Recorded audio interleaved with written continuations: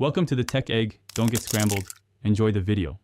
You begin immediately by cracking 2 eggs into a bowl, add 1 tablespoon milk and a pinch of salt to loosen the texture. Whisk briskly until slightly frothy so air lifts the omelette. Heat a non-stick pan over medium, aim for 160 degrees 175 degrees, and add 1 tablespoon butter so it melts and beads but does not brown. Once the butter is shimmering, pour in the eggs and tilt the pan to spread. This initial motion controls thickness and sets a uniform. You keep the tempo steady as the edges set.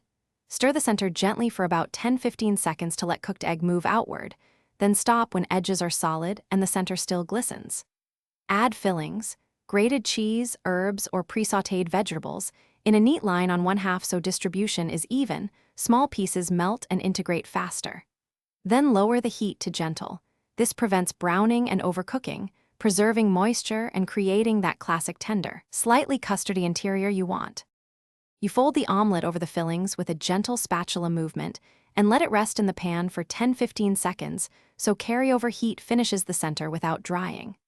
Slide it onto a plate seam side down to preserve shape, then garnish with herbs or a lemon squeeze for brightness. If the inside is too runny, return it to the pan on very low heat for 10-20 seconds. If it's overcooked and dry, rescue flavor with a pat of butter or a spoon of crème fraîche to add moisture. Thanks for watching. Consider subscribing if I helped unscramble your problems.